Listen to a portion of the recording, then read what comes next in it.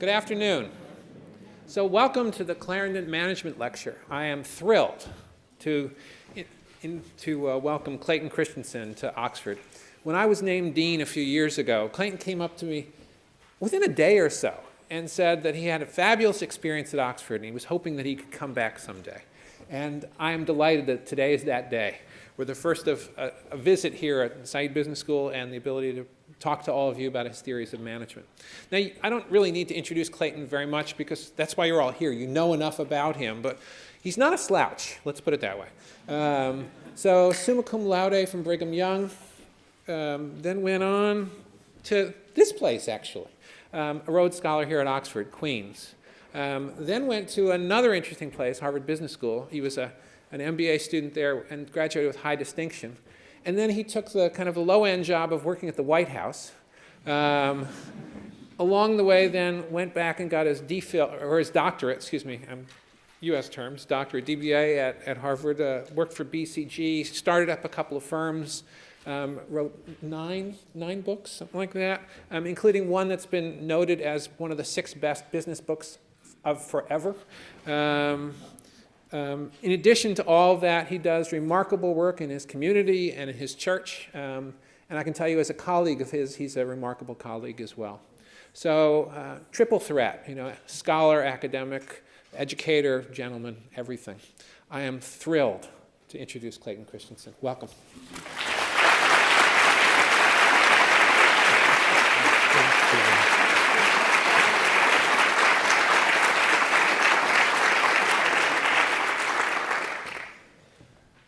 Well, I'm just honored that you take the time to come. Seeing so many of you here causes me to believe that it was just a boring day at Oxford. And this is all that you could find that would be partially interesting. But it's been a great opportunity for me to think through the today, tomorrow, and Wednesday and what I might offer that is new and yet wouldn't waste your time. So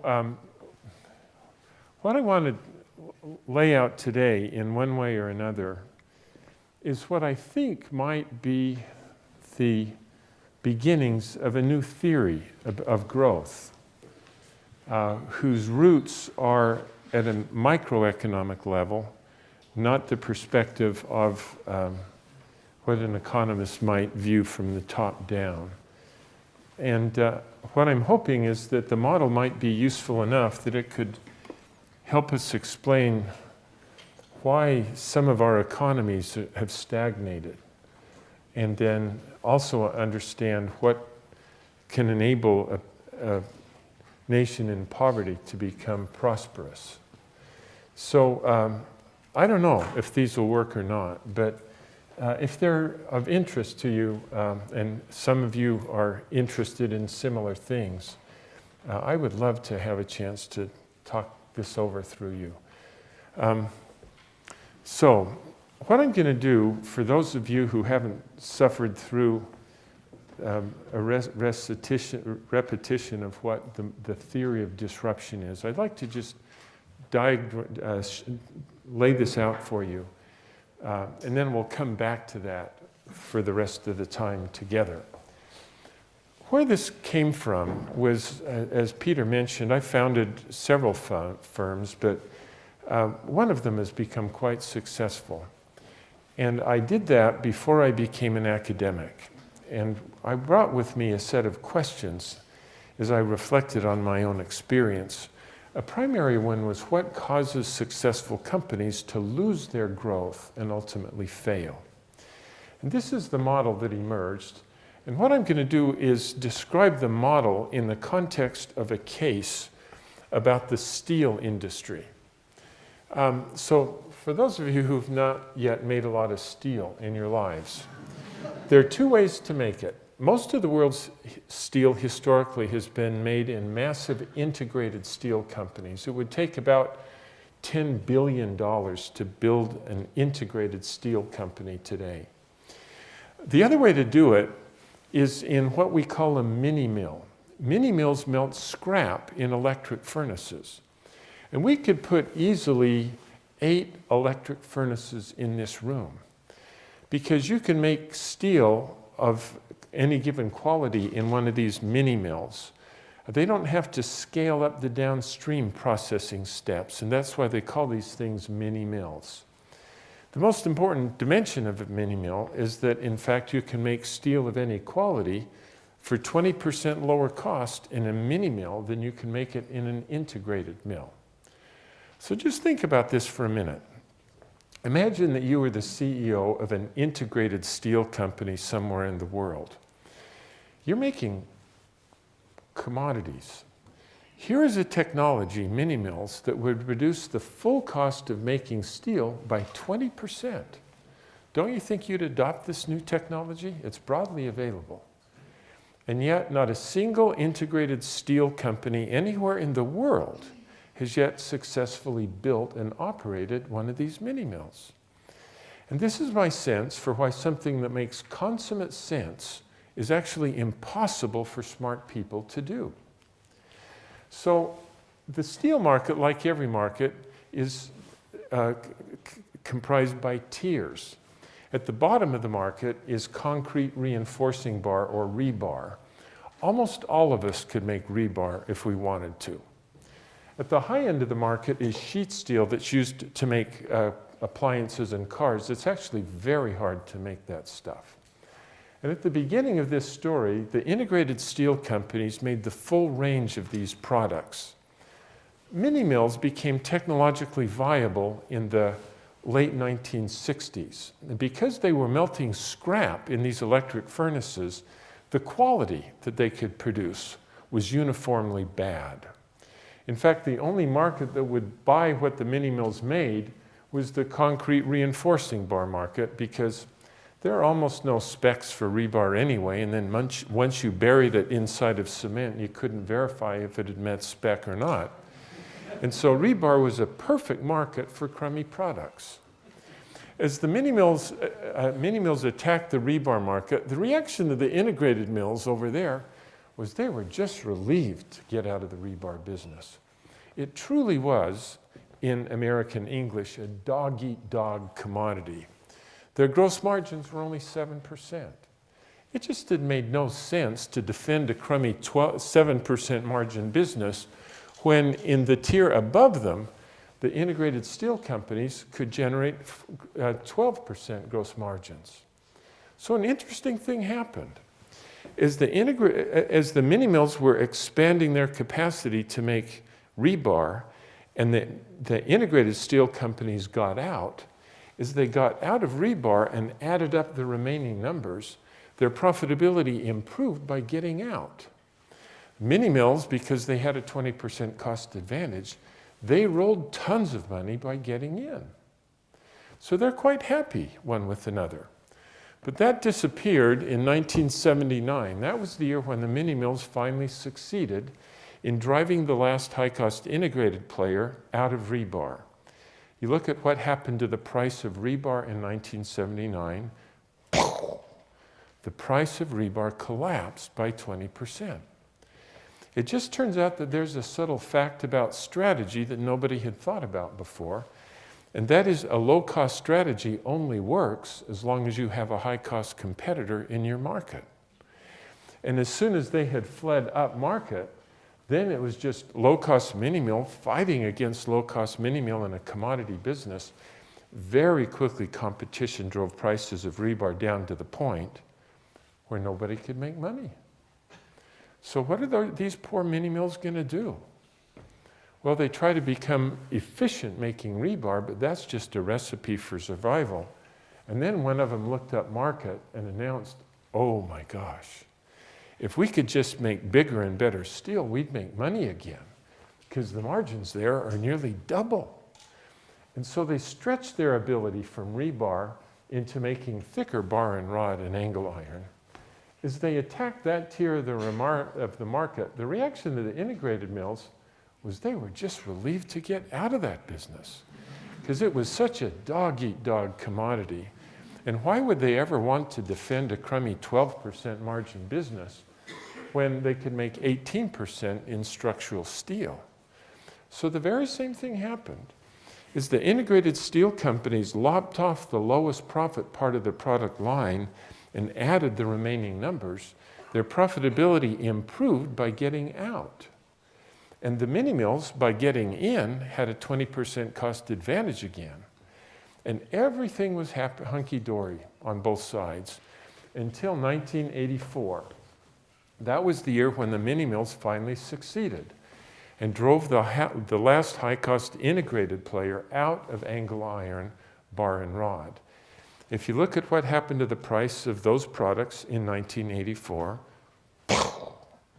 their prices collapsed by 20%.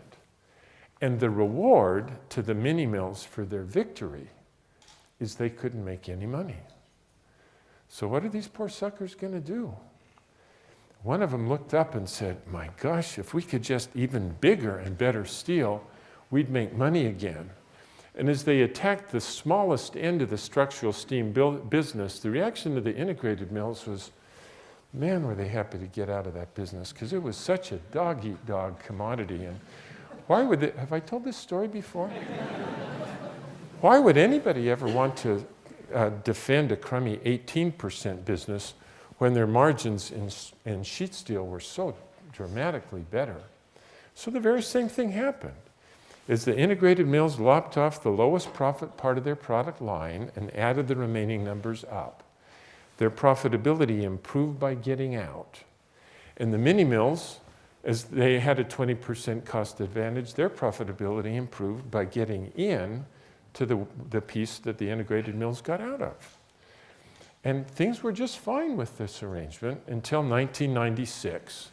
That was the year when the mini mills finally succeeded in driving the last high-cost integrated player out of structural steel. What happened to those products in that year? Prices collapsed by 20%. And so what's poor Nucor and the mini mills going to do? They've got to get into sheet. As they hit the commodity ends, the reaction to the integrated mills was, boy, they were happy to get out of that commodity stuff because their margins are so much better in specialty steels. And so here we are today. The mini mills account for about 65% of North America's steel production. All but one of the integrated steel companies has gone bankrupt. Now, you notice I was able to tell the whole story without using the words stupid manager once, because there's no stupidity involved on either side of the equation. Every time the integrated steel companies got out of what was less profitable, their profitability improved. And every time these guys went one stage up market, their profitability improved. And the causal mechanism behind this phenomena that we call the innovator's dilemma is the pursuit of profit. So if you are a little boy and you want to kill a big giant, what does it tell you ought to do? Well, if you think you can beat the giant by making better products that you could sell for better profits to the giant's best customers, they'll get you.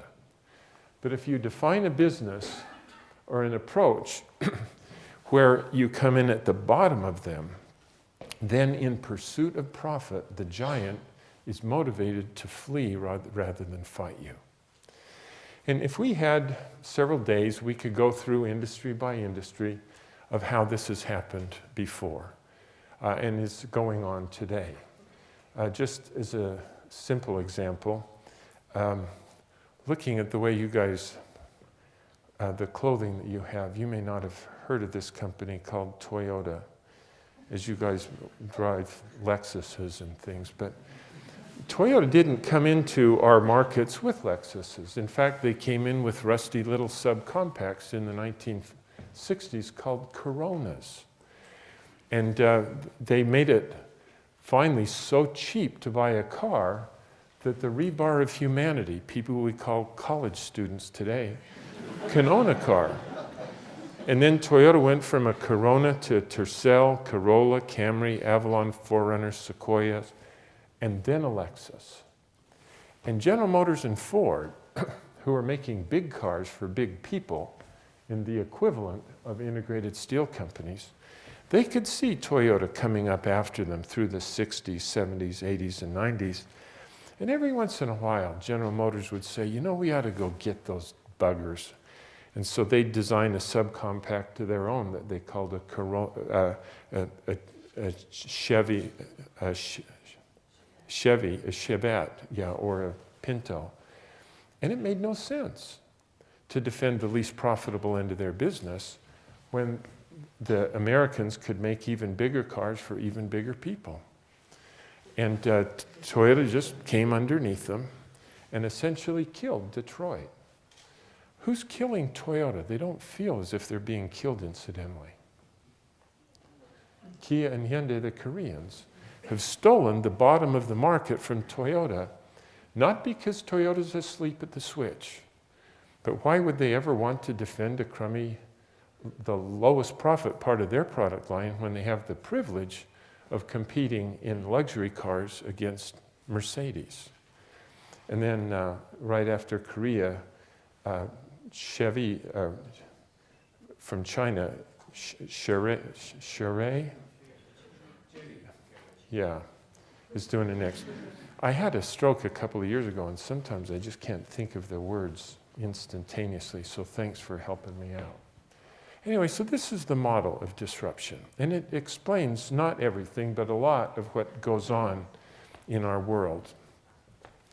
Now, what I'd like to do is, given that context, that people in the pursuit of profit need to go up, I want to describe 3 types of innovations and then try to knit them together in a way that at least has helped me explain why our economies are stagnant. Now, in America, you see this, because I live there, every day.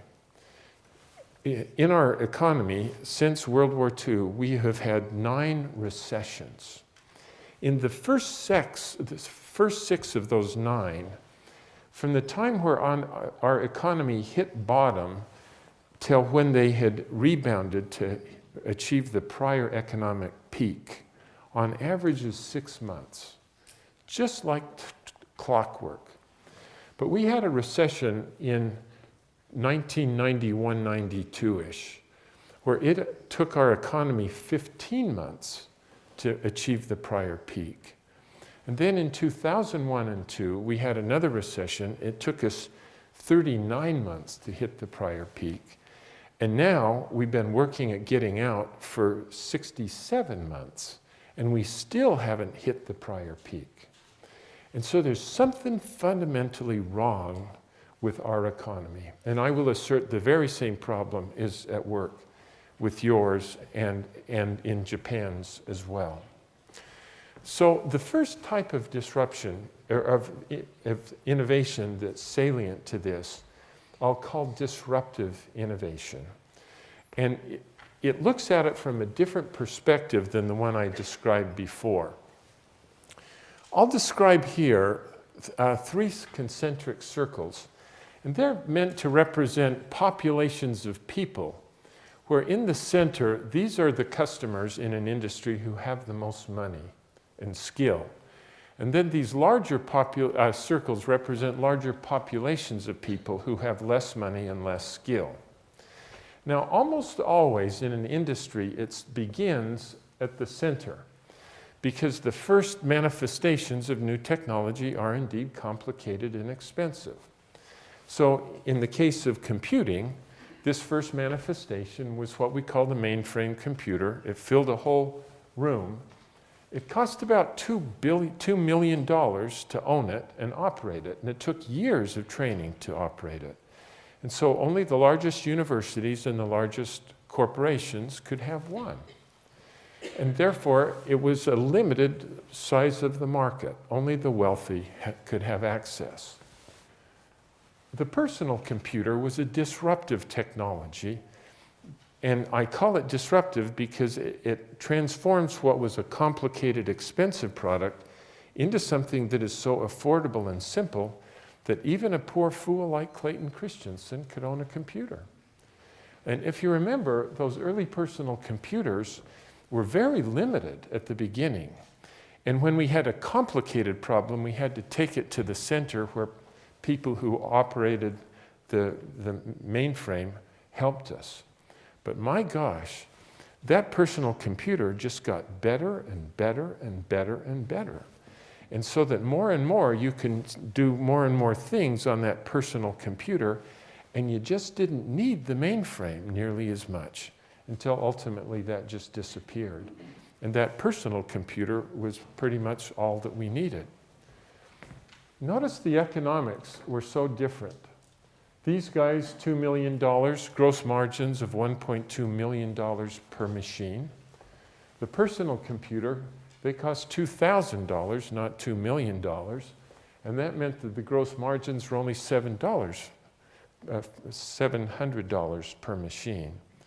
As a result, the people that made the mainframe computers, just like the integrated steel companies, made better and better and better mainframe computers. They didn't go after this low-end product because it just made no sense to go after that when the margins up here were so attractive. Then the next one of substance was the smartphone. The cost is $200 rather than $2,000, and gross margins per unit are $80. And so the very same thing is at work. At the beginning, you could just use the simplest problems with that machine. And so we had to do the complicated ones on our personal computer. But oh my gosh, this technology just gets better and better and better, so that more and more we can do our problems on this little device. And ultimately, we're just not needing the personal computer nearly as much as was historically the case. And true to form, the people who make these products, the personal computers like Dell, Hewlett-Packard, Lenovo, ASUS, they're not making these products because it makes very little sense to make something that doesn't make sense. So this is the first type of technology. I'll call it disruptive innovation. And what these innovations do is they transform complicated products into simple products that are much more affordable. Now, I'm going to put those here. The impact that disruptive innovations have is that they create jobs, because so many more people can own and use these computers. More people are buying them. That means you have to hire people to make them and distribute them and sell them and service them. If you could go back into our history or yours, I'm quite certain that the data will show that nearly 100% of all of the net jobs that have created in our economies in the last 100 years were created by disruptive innovations. Again, by making it affordable and accessible. Now, they use capital. When you're growing, you just need to put assets on the balance sheet in order to finance that growth. So that's the first type. The second type we call sustaining innovations. And sustaining innovations on the prior slide were making better mainframe computers or better personal computers. Their purpose is to make good products better. And these are very important for our economy because they kept the market efficient and productive, but on average, they don't create jobs. And the reason is, when we buy a new product, we don't buy the old product. When Toyota successfully sells a Prius, the hybrid car, they don't sell a Camry. And so by their very nature, sustaining innovations, which make good products better, don't create a lot of new jobs in the economy. And because of their very nature, of their replacative in character, they don't use a lot of capital either. So important, but that was the role that they played. And then the third type of innovation we're calling an efficiency innovation. Efficiency innovations allow you to sell the same products to the same customers, but cheaper. And so Walmart is an efficiency innovation. They allow you to produce the same products to the same customers about 15% lower cost. Now, when Walmart builds a store in a community, they have to hire people to work in their store. But if you look at the region, almost always the number of people in retailing is reduced because they're so much more efficient in getting it from here to there. Now, if I go back to the mainframe mini-computer discussion, when the integrated steel companies were going up market, they were investing in sustaining innovations very aggressively to make better products that they could sell for better profits to their best customers. The mini mill was an efficiency innovation. They could make a ton of steel with many fewer people than was required in an integrated steel company. And so the impact of efficiency innovations is that they eliminate jobs, but importantly, they free capital. And what I mean by that is, for example, before Toyota came into North America, it took the American car companies about 60 days to assemble a car. And as it went through this turtle pace, there had to be a lot of work in process inventory in that factory, and that required a lot of capital to keep that on the balance sheet. When Toyota figured out what the Toyota production system was about, they reduced the cost or the time required to assemble a car from 60 days to 2 days. And because they did it so quickly, you just didn't have to have all of that work in process inventory on your balance sheet. And so all of that capital that had been imprisoned on the balance sheet was freed up to be used for other things. And so you could use that capital then to invest in new disruptive innovations. And so it's almost like this works as a perpetual motion machine.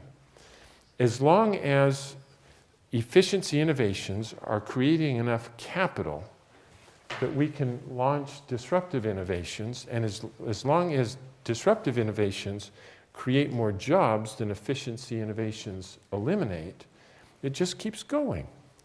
And I would believe, my sense is that over the last 150 years in North America, our machine worked in this way. But then I mentioned to you, something has gone wrong. And this is my sense for what that, in fact, has gone wrong. And that is that rather than working at it as a circle, it's laid out in a straight line. And the problem with a straight line is it has a beginning and an end.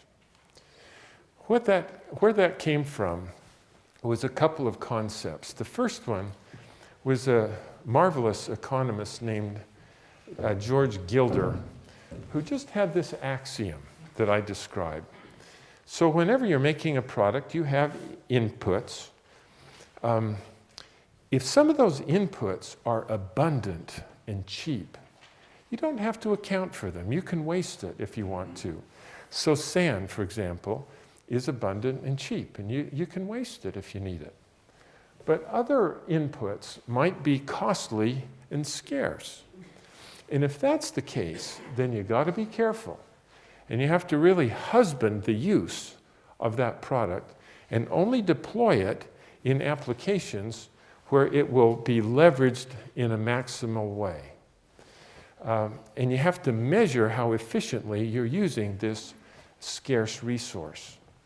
Now, so that's kind of the paradigm that Gilder gave to us. Now, what has happened is that within our midst, there is a new seminary that has emerged in our midst. And I call it a seminary of new finance. And this is actually a beautiful cathedral in Reykjavik. And I call it a seminary because the students in the seminary believe in the doctrines that are being taught in this seminary as deeply as people who are religious people like I am believe in the doctrines of our churches. And the people who teach in this seminary are business professors, oddly, and partners in equity firms and so on. And this seminary emerged through the 1940s, 50s, and 60s in an era where capital was scarce and very costly. And that meant that if you're going to be good, you got to be very careful and deploy capital only in those applications where it's going to generate the highest return. And you got to be careful and measure carefully this deployment of capital so that over time you only deploy it where it is most productively deployed. In order to do this, the theologians had to give us ways to measure goodness or profitability. Now, before this, managers have always needed to measure profitability in some way or another, but before these guys came on this scene, they measured profitability with crude measures like tons of cash. And now these theologians gave us sophisticated ways of measuring things, and interestingly, they are all ratios. And the great thing about measuring things by ratios is it gives options to managers. So each ratio has a numerator and a denominator, and I can go after both of those in different ways to get the number up. So for example, return on net assets is a ratio. And sure, I could make more profit and put it in the numerator of the ratio, but what the heck, I could just outsource stuff and get assets off the balance sheet to reduce the denominator in the ratio. Either way, the measure of profitability goes up. And so thank goodness these theologians gave us commandments. And interesting, they are all ratios. So I talked about RONA, which is a common ratio. EVA and ROCE are similar ratios. This is an interesting one, internal rate of return. It's a ratio where you've got profit in the numerator, if you want to take that route. The denominator essentially is time.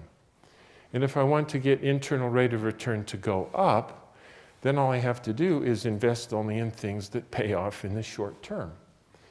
And so they gave us these sophisticated measures of measuring this scarce and costly input that we call capital. So what impact has this had on our economies? So we got this going, and then out of efficiency innovations comes capital. And I have to decide, what should I do with this capital? Well, darn it. If I use that capital to invest in disruptive innovations, the problem with disruptive innovations is it pays off in 5 to 10 years. And it uses capital. So I have to put capital onto the balance sheet. What that means is if we go after this, internal rate of return goes off the cliff. And return on net assets goes off the cliff. On the other hand, guys, what if we just took this capital and spend it again into another round of efficiency capital? The great thing about this is it pays off in 1 to 2 years, and it creates more capital. And if we have more capital, then we have more options to invest. And so this comes out. And then as an analyst, because I studied this stuff in this seminary, I look at this and say, darn it, the problem with disruptive innovation is it pays off in 5 to 10 years, and it's going to use capital, darn it. On the other hand, if we just run it right back into efficiency innovations, it's going to pay off in a year or two, and it's going to give us even more capital that we can invest. And then I go through the logic and realize what makes sense is to keep investing in efficiency innovations and more and more. And occasionally, a little bit of capital goes up into disruption. But in America, in the last 20 years, the number of disruptive innovations that our economy has produced is about a third the number of disruptive innovations that emerged in our economy in the 50s, 60s, and 70s.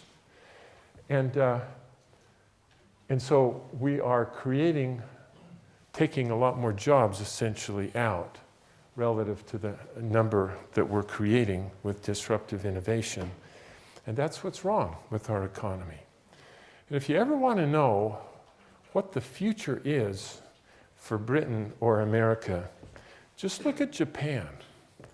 Because in Japan, in the 1950s, 60s, and 70s, remember how Japan was just a juggernaut, was growing at unprecedented rates? Well, what was happening was that they were doing disruption over and over again. And so I'll talk about some of these in a minute, but they made motorcycles affordable, that even grandmothers could have a motorcycle. Toyota did it for students. Sony made a television and a radio so affordable that any person could have it. Canon made copying so affordable that we could have a printer in every office. And these innovations that were emanated from Toyota allowed billions of people around the world to own things and use them that previously were impossible for them to have access to it. And so their economy was growing at 6 to 10% per year. And if you could walk, you had a job. Their unemployment rate during those 3 decades was less than 2%. And then in the 1980s, they began to hire people who were graduates of the seminary, just like we did in America.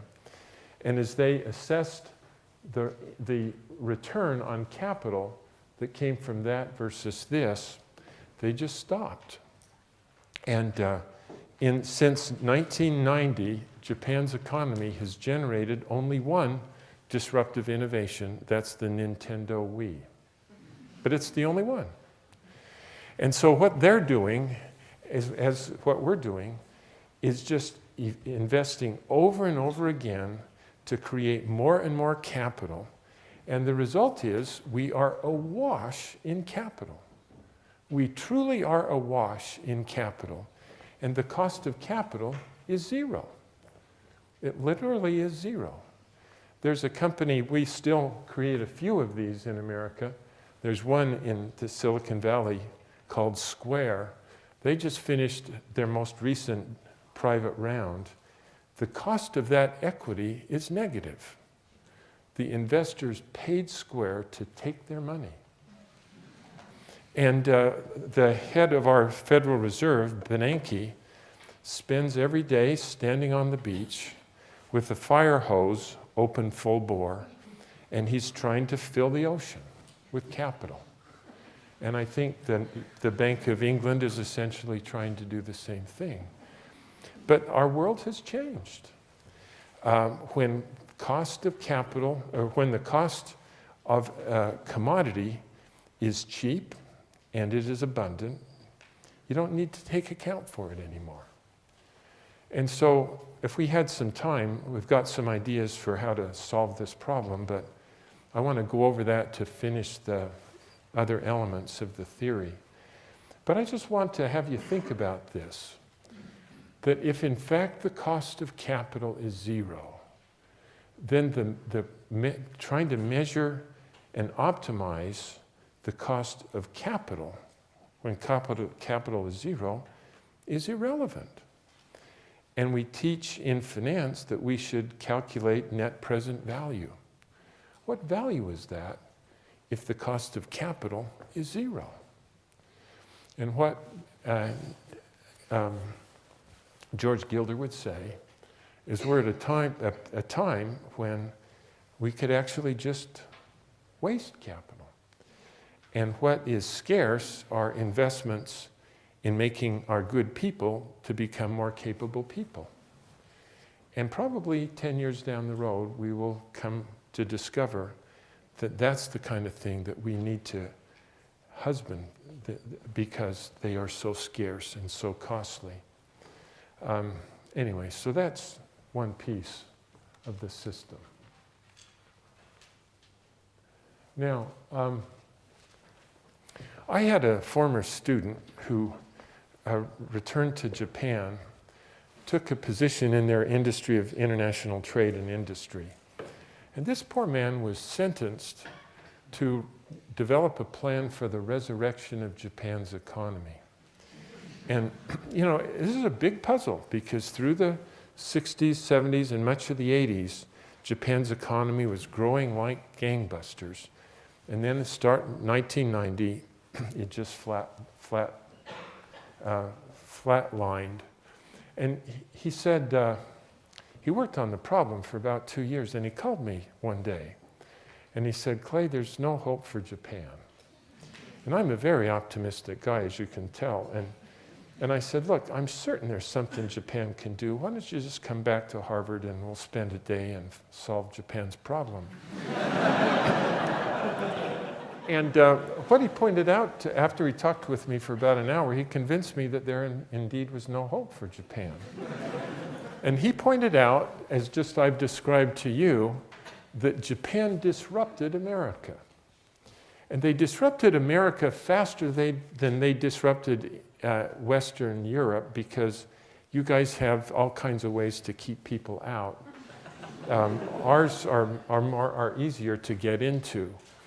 But those companies started at the bottom in the industries that I've described, and by 1990, they were making the best products in their categories in the world. The problem with hitting the high end of the market is there's no place to go. And the margins are beautiful, but the volume there is limited. And what happened to Japan is they stopped investing in disruption is that Korea, Taiwan, Singapore, and Hong Kong started with simple products, and by making them affordable and simple, in a whole new section of the global economies, enabled more people to have access to more interesting things. And as they started to grow, these guys leveled off, and America got even in worse shape. Now, those guys are clearly close to the top, and then China comes next. They start with simple things. Now they're growing like gangbusters, but you could already feel that it's becoming mature, and then India comes next.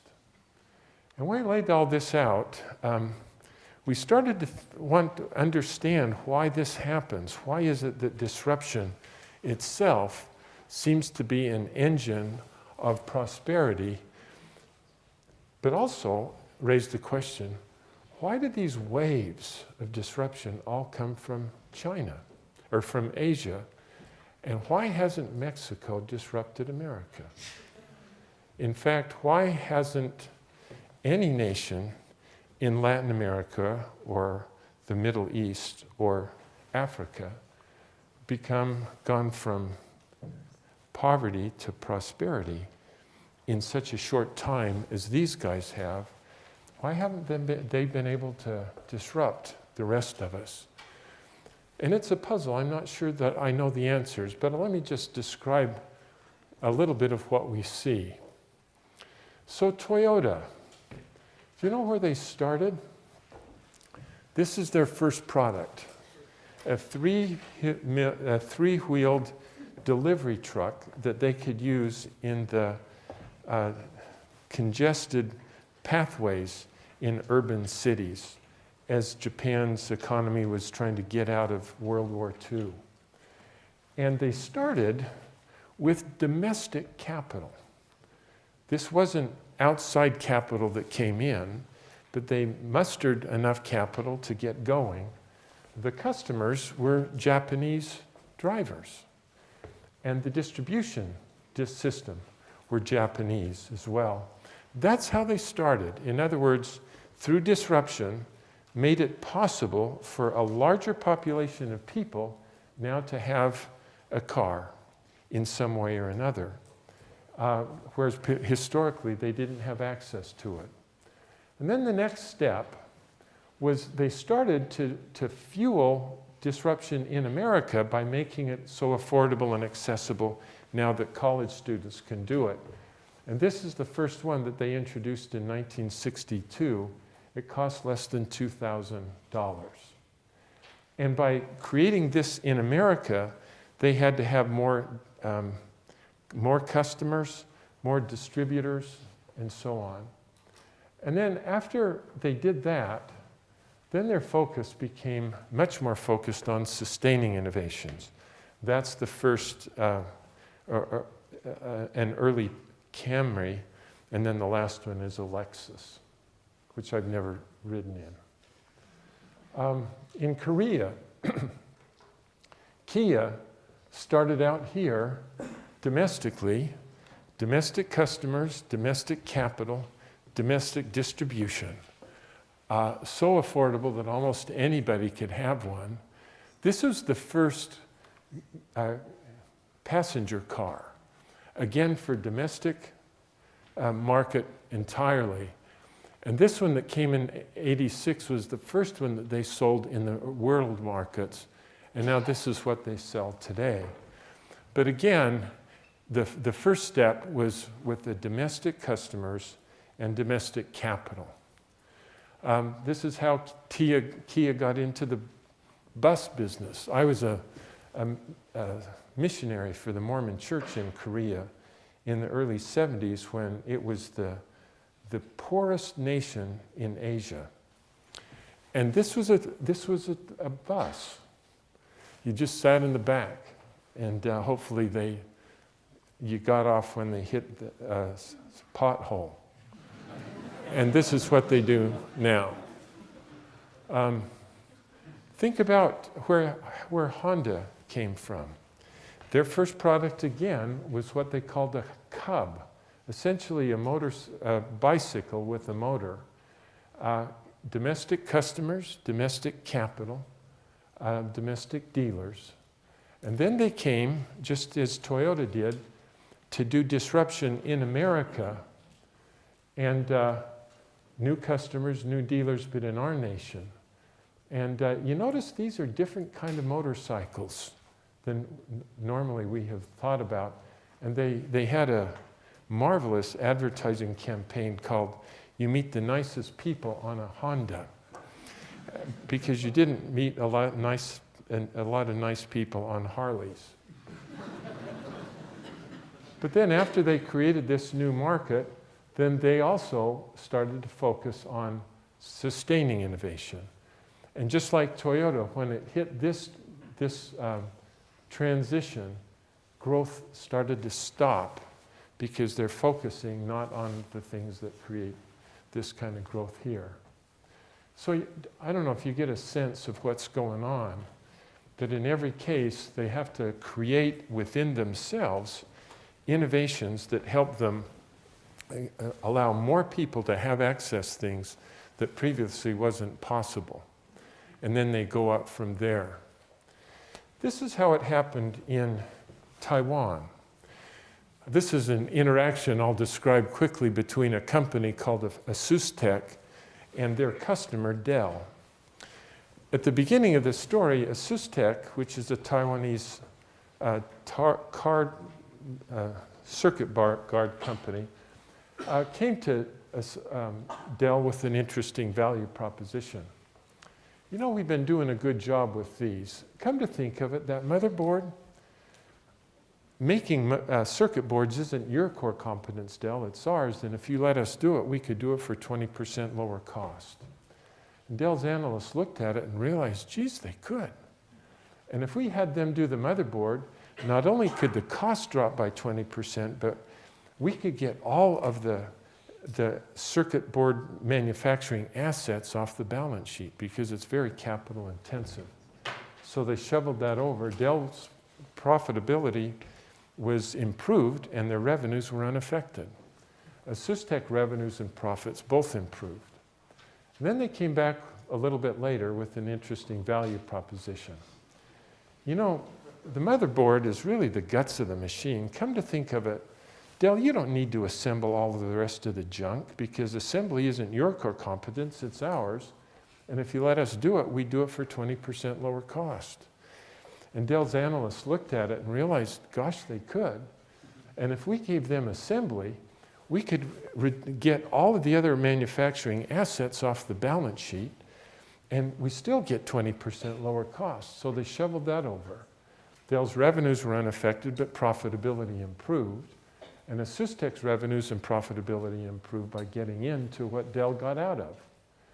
And then Dell was visited by Asustech people a couple of years later with an interesting value proposition.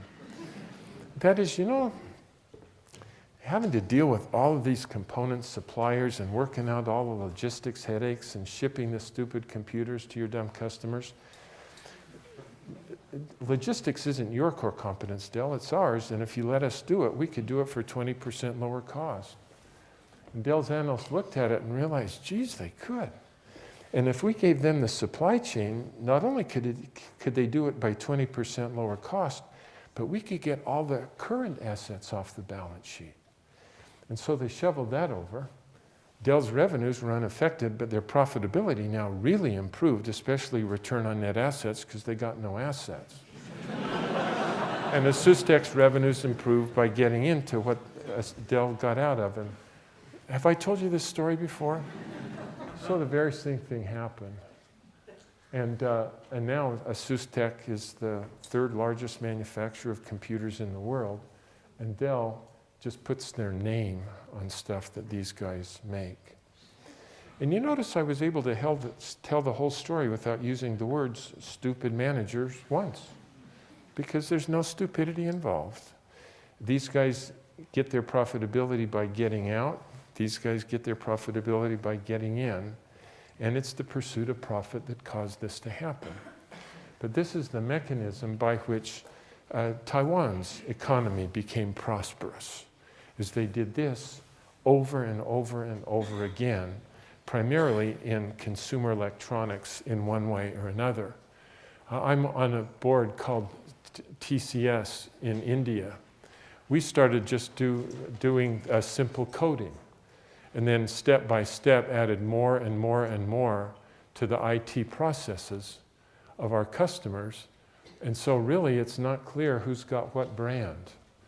And parts of India have just become extraordinarily prosperous very quickly by this method of disruption.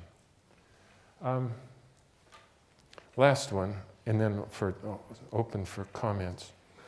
There's a company in India called Godrej that is their equivalent of Whirlpool. And the vast majority of the population in India can't afford refrigeration. And to just try to make a fridge cheaper is a problem, because there's still a lot of complication and moving parts. And so these guys actually read the theory of disruption and decided that there was another way to make a fridge. And that is, they use an effect called the Peltier effect. And essentially, you get a wire of bismuth and connect it to a wire of copper. And if you send the electrons through one direction, it makes it hot. If you send it in the other direction, it absorbs heat. And so they built these plastic little boxes that are insulated, and in the lid, they have these wires that use the Peltier effect, and they send it in this direction. And it can reduce the cost inside the box to about 4 degrees Celsius. Not cold enough to make ice, but cold enough to support whatever you need in the home. And they can sell it for about $35 a piece.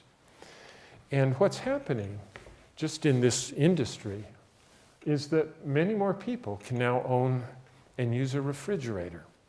And because there's so many people who are buying them, they have to hire a lot of people to make them. And then you have to have retailers to sell them. These are just the result of that.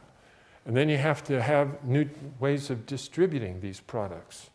Actually, their post office sell these things now because they're getting disrupted in the post offices as we are here. And that then enables more people to start new businesses. This is somebody who now can sell out of his shop cold things that previously weren't possible before. And that means that more people can do more things. And so, against all odds, 20 years ago, India has become really, pocket by pocket, and now in much more pervasive ways, a prosperous nation through disruption. Now, let me come back to Mexico. Unfortunately, what's happening in Mexico, and I don't know all the answers, is that in America, we use our capital, build factories in Mexico on a sustaining basis. These products make our car companies make better profits in the way they're structured to make profits. We do the same thing in clothing or beauty products. Or we'll use it for efficiency innovations to make products at lower cost to then be brought back into America. But none of those creates disruptive products. And what they need to do, in fact, is use domestic capital with domestic customers and domestic distribution to create new businesses in Mexico. And I've got some thoughts about why that doesn't happen. But I do think that somehow in the midst of all of that is kind of a model. And that is, there have been lots of explanations about why poverty persists and what actions might or might not be levered to solve that problem. And there's a lot of logic in a lot of these. The law of law, the rule of law, investment in infrastructure that the World Bank will do for us, foreign direct investment, NGO and aid. But every one of those, as an explanation, just is correlative but not causal, I think. And there are anomalies to these explanations. And somehow I just have a sense that disruption might be an element of a theory of prosperity that hasn't yet been explored in the way that it should. So one of the reasons I asked the dean to give me a desk to work at for a bit is those of you who have interest in this and tools to mathematically model what we're looking at, I'd be really interested. And any of the rest of you who can see anomalies from the theory would be very helpful. But anyway, this is what I wanted to share with you today, is that I think that there are microeconomic causes of our macroeconomic prosperity or stagnation. And it's something that you would only see if you're watching how companies actually do their work, as opposed to analyzing it from the level of government policies. Questions or comments or criticisms or cannonballs you want to throw at me for the next few minutes?